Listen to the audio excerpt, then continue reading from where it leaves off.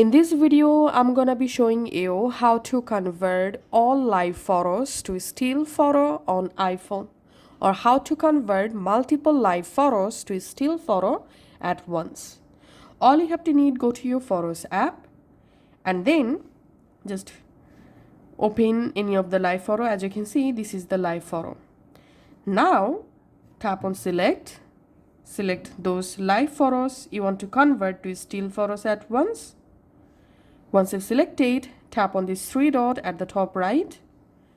In here, tap on duplicate.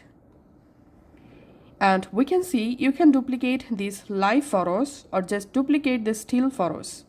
Here we have to select duplicate as still photos. And it may take some moments to convert all photos. And we can see my selected all live photos have successfully converted into still photo. So this is the live photo and we can see this is the still photo. And this is the live photo and this is the still photo.